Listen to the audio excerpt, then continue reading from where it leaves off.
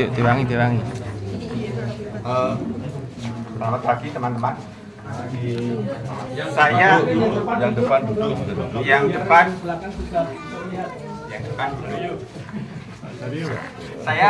Saya minta tolong yang membawa senter atau lampu. Tetapi tak kuat. Ya disorotkan karena pakai HP kayaknya nggak kuat.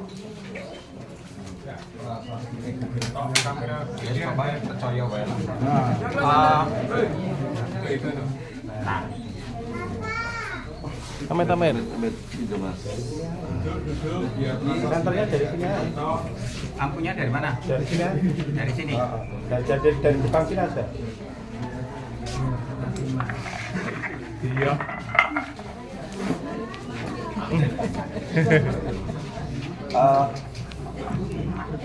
Telepon. Ini adalah salah satu apa yang kemarin saya ceritakan tentang lingga patrok. Lingga patrok itu kalau sekarang tidak ada bedanya dengan patrok BPN. Patrok BPN yaitu sebagai batas. Nah, patrok yang hampir serupa, sama, bulannya juga sama, tahunnya kemungkinan juga sama, tanggal dan segalanya itu juga sama, itu ditemukan tidak jauh dari sini. Ngerunduk. Prosok. Iyalah, Satrian. di daerah Prosok Satrian. Dusun Prosok Satrian. Kemarin saya sudah mencoba memetakan garis-garis batas itu, meskipun itu juga masih sangat-sangat asumsi karena kita tidak tahu posisi temuan ini adalah posisi ketika batu ini ditempatkan pada masa itu atau tidak. Kurang lebih ketika saya membuat batasannya dari titik temuan prasasti Anggahan 1 dan Anggahan yang lain itu sekitar 1,9 sampai 2 kiloan.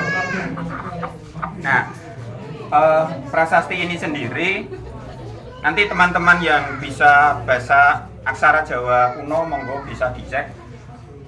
Bacaan saya itu adalah tahun 769. Jadi ini angka 7, ini angka 6 dan ini angka 9. Cuma beberapa teman yang lain itu membacanya sebagai 796. Ya monggo mau dipercayai yang mana monggo, tetapi di mata saya melihat bahwa ini adalah angka 7, ini angka 6 dan ini angka 9. Kalau tidak salah nanti bisa dicek ulang. Ini bulannya Badrawada. Badrawada itu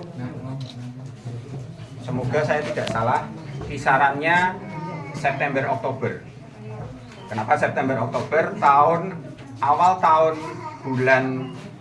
Awal tahun bulan-bulan di tahun Syaka itu dimulai antara pertengahan Maret, sekitar 14 sampai 15 Maret. Jadi ketika bulan Cakra itu habis dalam 30 hari, dia nanti bulan barunya itu akan jatuh di pertengahan April.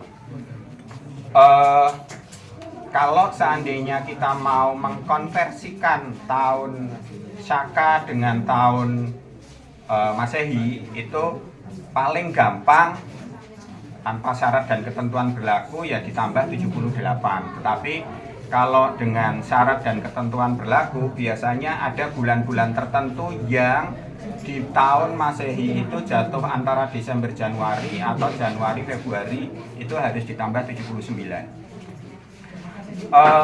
Prasasti ini sendiri mengatakan bahwa pada tahun 769 Syaka, Masehi Piro itu ditambah 78 sendiri ya, sang pamegat Anggahan itu menetapkan Sima. Sima adalah sebuah daerah perdikan yang mempunyai hak untuk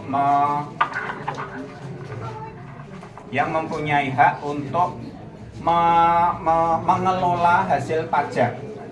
Jadi kalau ada di buku pelajaran mengatakan Sima itu adalah daerah bebas pajak, ya nggak tepat banget, karena pajak itu tetap diambil oleh kerajaan, cuma bagian-bagiannya biasanya sepertiga itu masuk ke Sima, digunakan untuk entah digunakan untuk apapun sesuai dengan peruntukan Sima itu.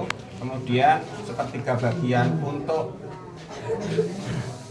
bengkok istilahnya untuk para pengelola di wilayah Sima itu, sementara sepertiga yang lain itu masuk ke kas kerajaan. Nah, Anggahan sendiri itu adalah salah satu birokrat yang masuk di dalam lingkar dalam istana. Jadi ada pejabat-pejabat tingkat kerajaan, ada pejabat-pejabat tingkat watak, ada pejabat-pejabat tingkat panua. Kemarin kalau yang datang di Sarasian kemarin, Pak Daud mengatakan sedikit menyinggung bahwa birokrasi kerajaan Medang itu dari Panua ke Watak. Dari Watak ke Panua. Sementara tingkat yang lebih tinggi lagi itu adalah pembagian, istilah saya saja sih sebetulnya ini, pembagian siapa-siapa yang dituakan di antara para ketua watak itu. Paling gampangnya logikanya adalah bagaimana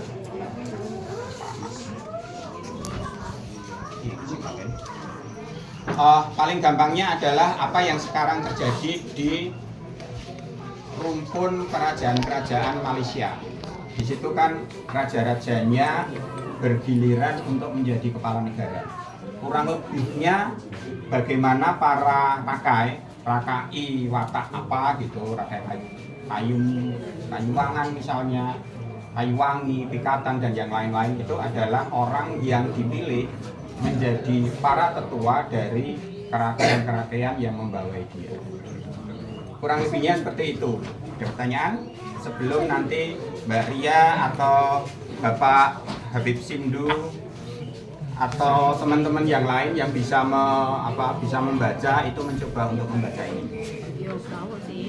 Tidak ada? Nah, atur nuwun. Tidak ada.